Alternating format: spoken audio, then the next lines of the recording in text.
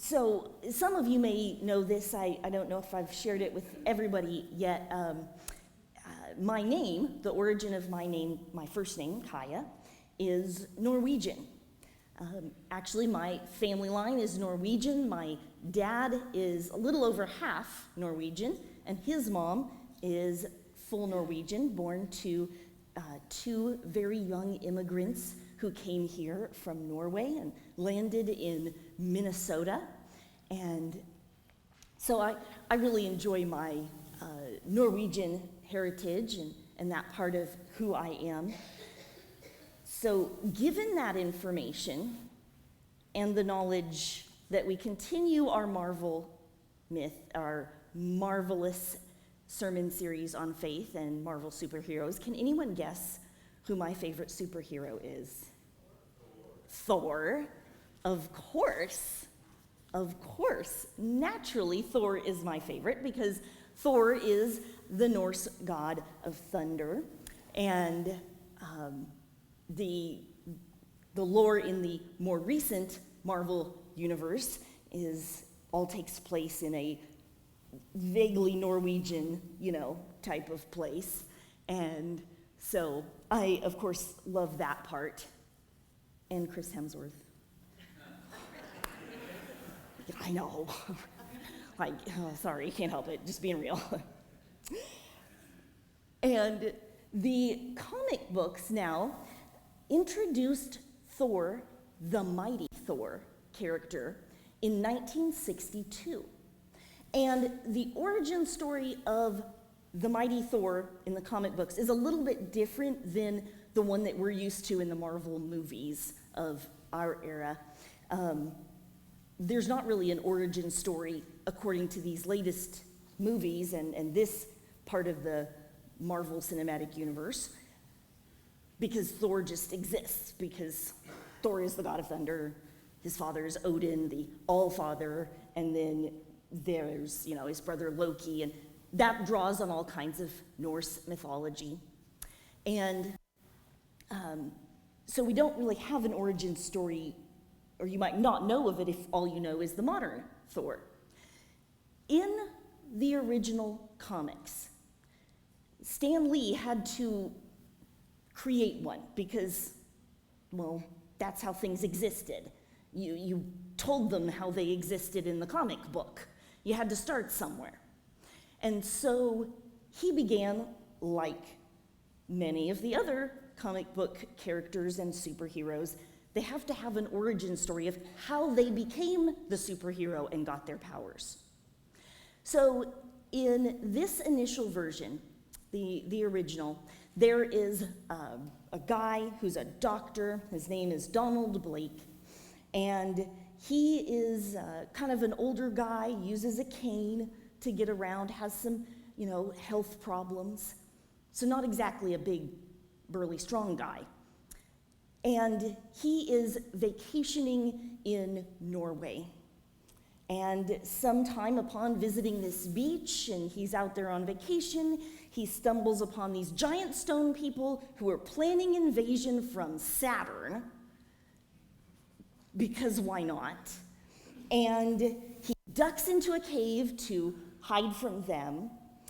And when he does, he discovers in this cave this ancient, mysterious object, like a cane, and he takes it, and he accidentally hits it against a rock, and it transforms into the enchanted hammer, Mjolnir. And that is Thor's hammer. And when he wields it, he then transforms into Thor. And so, in the comic book series originally, it's like Superman. You can't have them both at the same time. Superman and Clark Kent. There's only, they're one, and you got to switch off. So that's how it is in the original comics with the mighty Thor and Dr. Blake. He can either be performing surgery, or saving the world as Thor, or traveling to Asgard by whirling his hammer, throwing it, and then grabbing onto the strap, and it transports him through the air. And so, over these adventures, it's interesting to see how Stan Lee and the other artists and creators show a tension develop. So, Thor spends part of his time on Earth, where as Dr. Blake, and also transforming into Thor. But he spends part of his time here, and as such, becomes very attached to Earth, and vows to protect it. And on the other hand, he spends part of his time in Thor's home, Asgard, which is this heavenly realm of the gods, this perfect golden city, if you will. And the creators try to balance the adventures of Thor up there in Asgard with Loki and stuff with other, more regular Earth villains, and his time between Dr. Blake and Thor. And he develops this tension, this longing to be in the other place, or to feel torn between two places. He belongs in Asgard, but he's also gotten attached to Earth and the people and helping people. And as Dr. Blake, he can do so in a very unique way that not everybody else can, and so he's really important.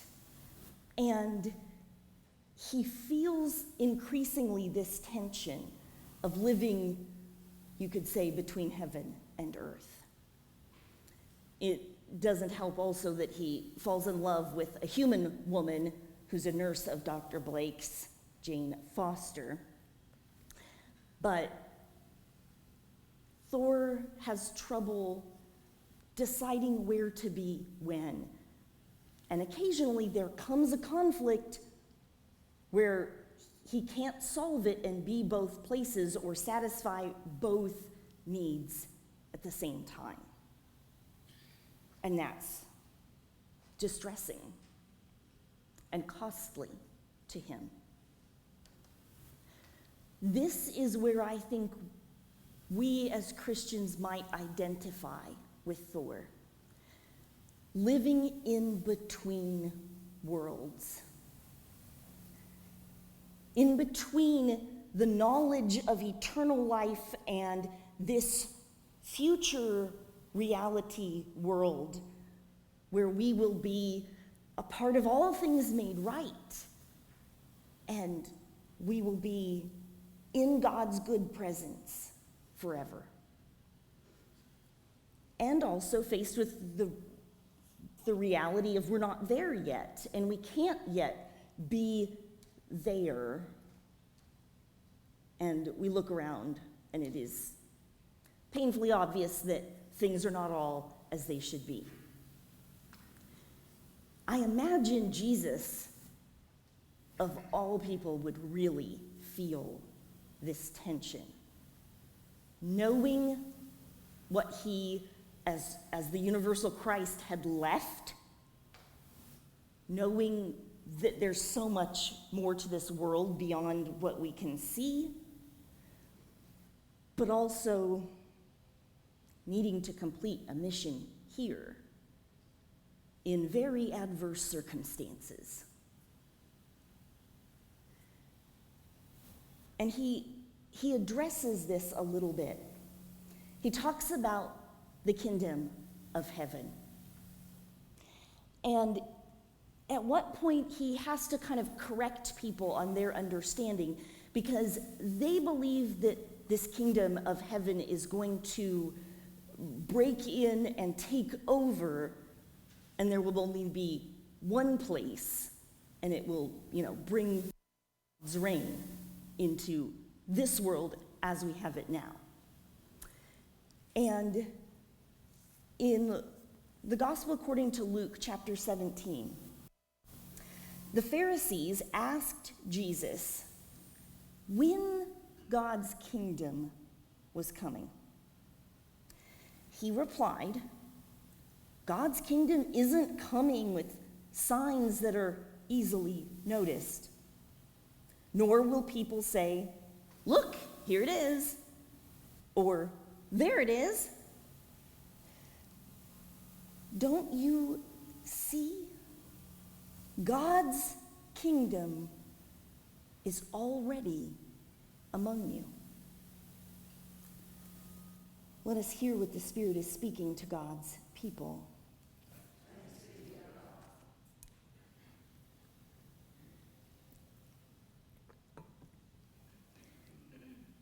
God's kingdom is already among you. But yet, our eyes and ears and senses would indicate that it's not finished. It has started breaking in, but this is definitely not the end state of things, right? So how can we be in this between times world where the kingdom has broken in, Jesus arrived to inaugurate it, but it's not quite taken hold everywhere. But we know it will. And it has, and there's more than what we can see here. But that doesn't mean we ignore what's right in front of us.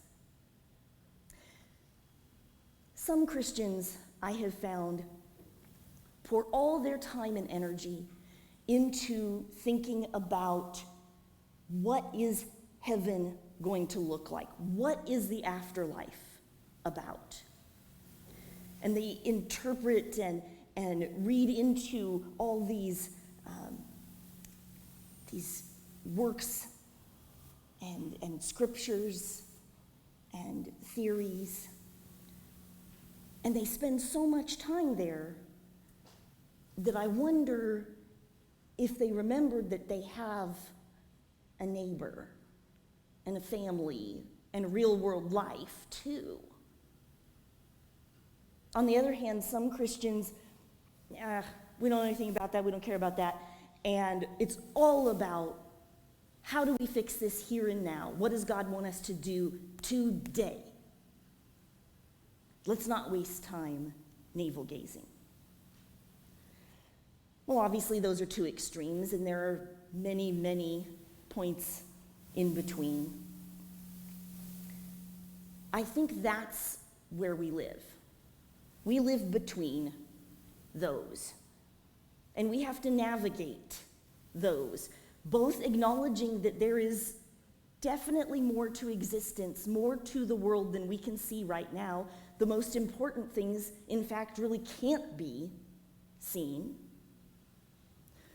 But that does not mean that what is here and now is not also significant, that our behavior here and now is also important. And so that's where we live. This already not yet. In John's gospel, he says in various ways, the kingdom is coming and is now here. How can something be coming and now here at the same time? But that's what we're talking about. We live in the coming but not yet here. The already but not yet world. And I think the key to living here in this between times is three things. First, we need to be looking and watching for where we see the kingdom. Where is kingdom stuff happening? Where do we look and say, that's got to be Jesus? That's got to be the Spirit working there. I asked Adam, what is your picture? What first pops into your mind of You stumble upon something or an activity, an event, and you say, that's what the kingdom looks like. He answered, mission trip. Because he's been on many youth mission trips. That's one of his very favorite places to be. He describes those as his mountaintop experiences. You're out in the sun, usually, most of the day, and you're doing hard work, but it's work that you can see the benefit immediately. Like, you know who it's helping, too. You can actually talk to them.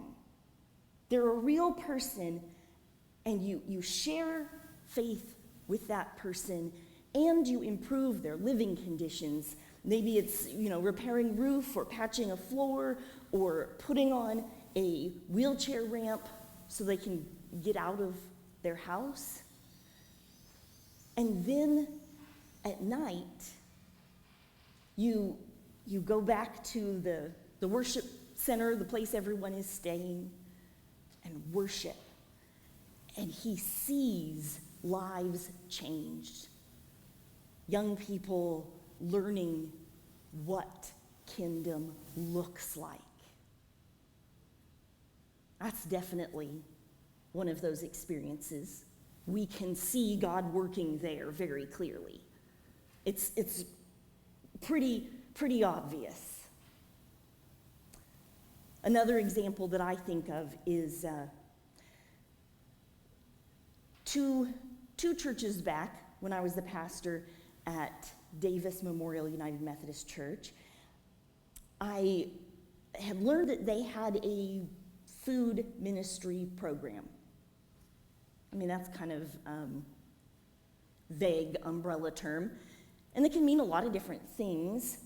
And so I wasn't really sure what all I was expecting to encounter.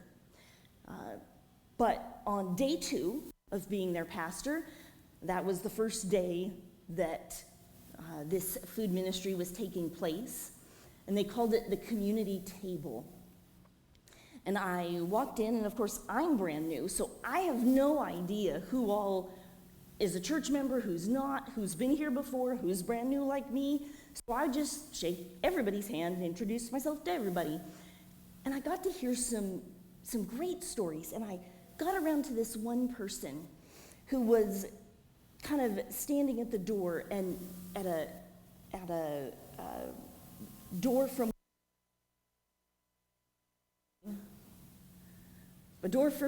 where people were waiting in line to the place where they actually got to shop for their groceries, because it was laid out like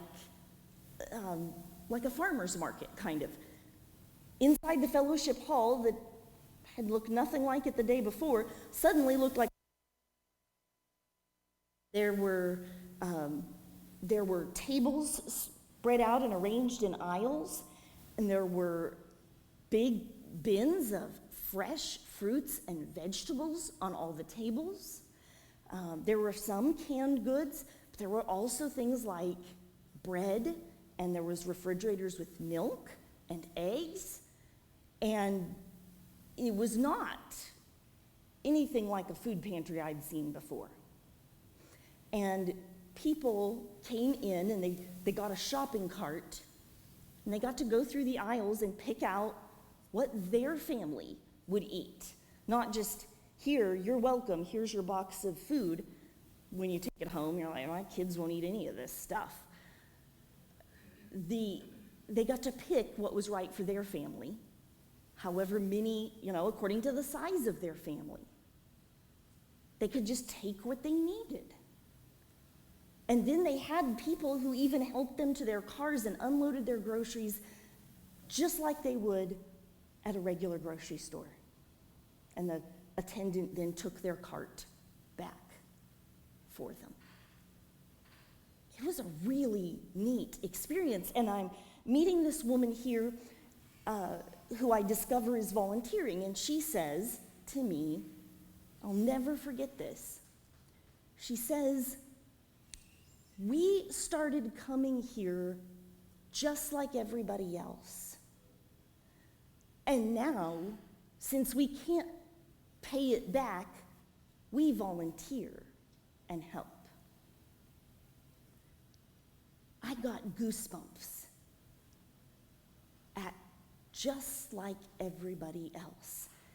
Because then I realized, I looked around the place. There was no way to tell the difference between the people who were helping and the people who needed help. They all looked the same. And there were people of all different kinds speaking different languages of different colors, but you could not tell who the givers and receivers were, which is, well, honestly, the way it is everywhere else I've ever been. It's very clear who is giving help and who needs the help, and they are not the same people. There was no way to tell. That was so Jesus. Because they prioritized people's dignity, and there was no us and them.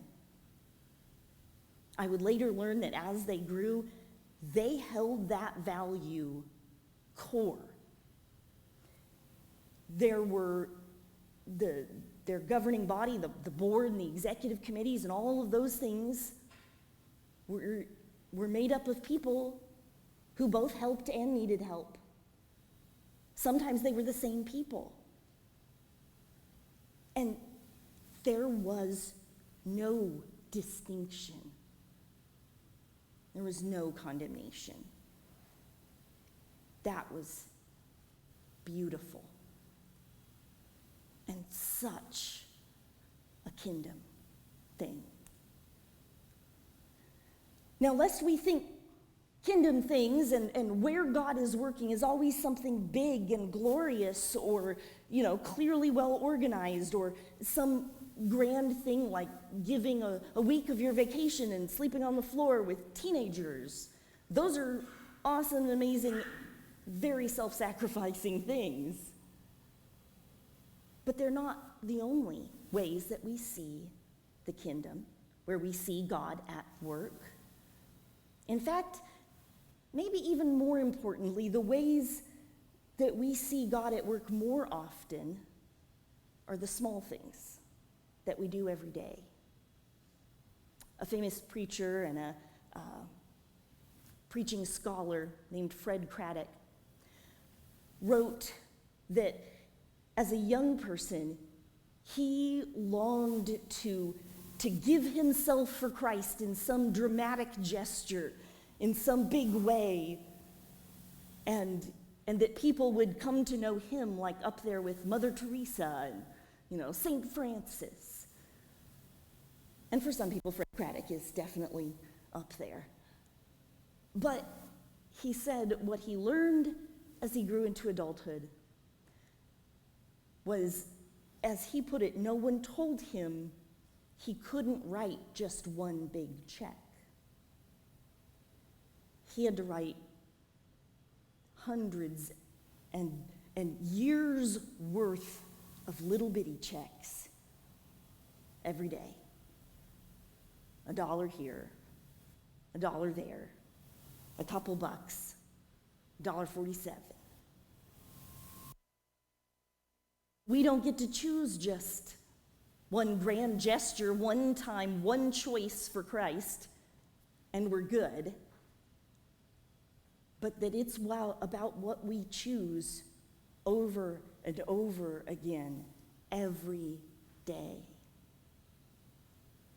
That's how it accumulates. But those are all instances of the kingdom, of God breaking in and enabling us to do things that we may not have otherwise, like returned a favor for a neighbor that we really rather not have.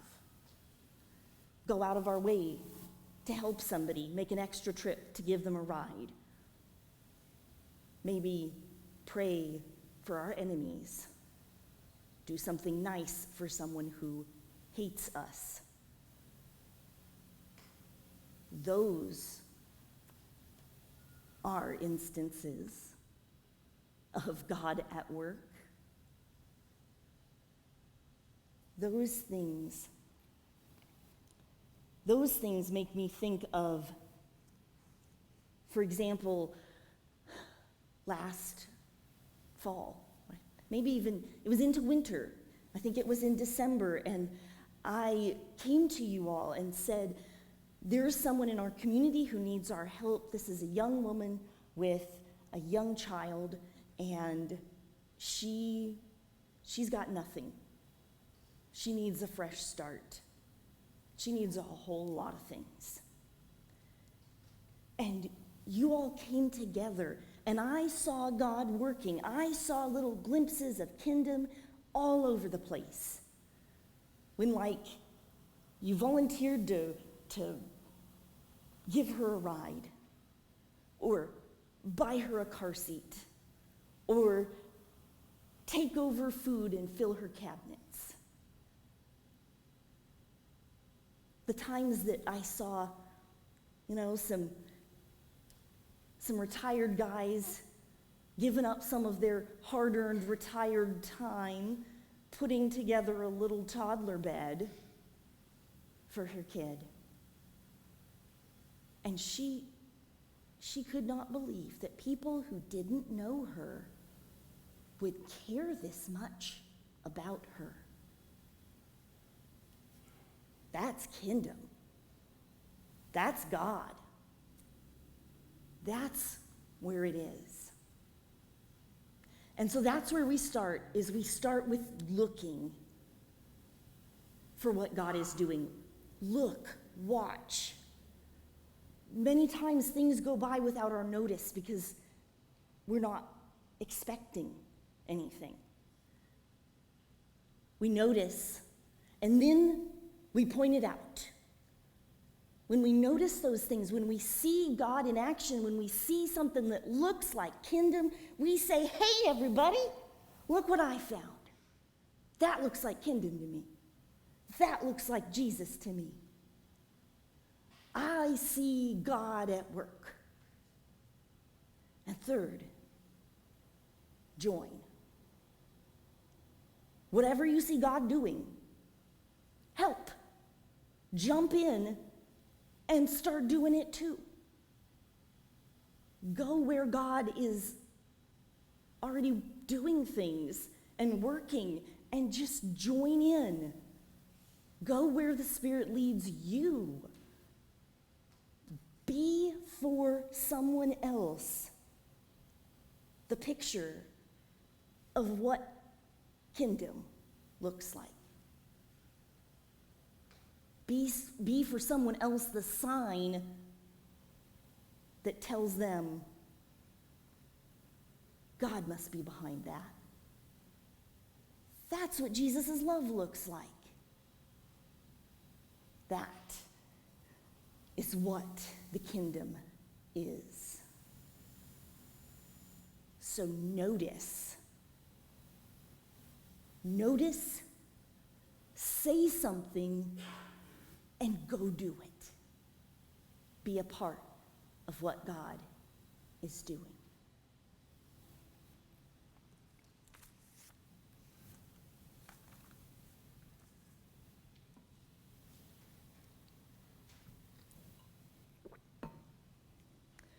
Thank you very much for being a part of our service this morning. You may think, I just arrived and sat here. I didn't do anything. But you did. You do. Your being here is to someone else a sign of God is up to something. Our being here together is a sign that God is working in our world, that there is kingdom, despite what we see elsewhere. Thank you for being here and being the body of Christ. If you are looking for a place to get connected, if you don't have a community of faith, or perhaps you're at the beginning of your faith journey and you want to give your life to Christ or find out what it means to be a part of a faith community or to follow Jesus in this way, we would love for you to consider joining with us. We are not the place that has it all figured out, but we are the place determined to figure it out together. And so, wherever you are in your journey of faith, if you would like to take the next step, if you would like help in determining what that next step is, I'd love to visit with you. And you can either come down this morning after service or come as we sing and share that with me, or you can get in touch with me throughout the week. My information is on the front of your bulletin, the office number and the email. You can start there, or you can also find it on the website, or ask somebody else who has it. And I would be glad to visit with you about that. So let us now sing our commitment. Would you join me in standing?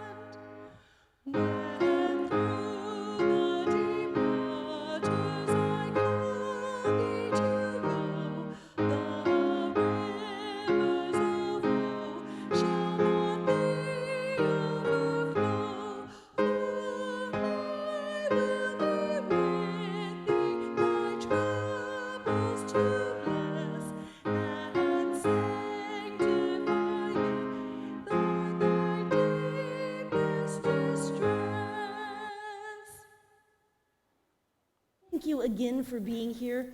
I wanted to thank you also for your patience as we played around a little bit with worship order this morning and had to do a little bit of a cappella work, which we are not accustomed to, but you certainly rose to the occasion.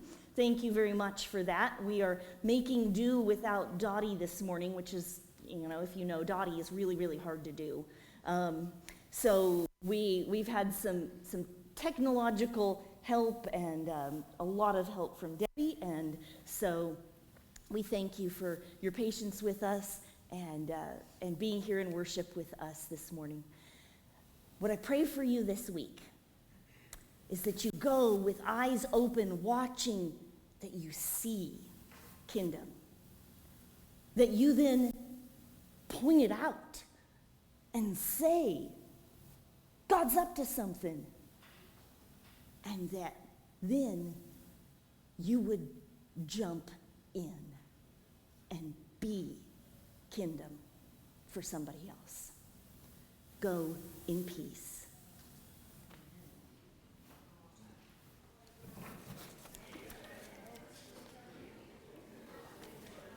You forget that the organ I know. makes a big difference. Like as people in- it's like dead space. Yeah. And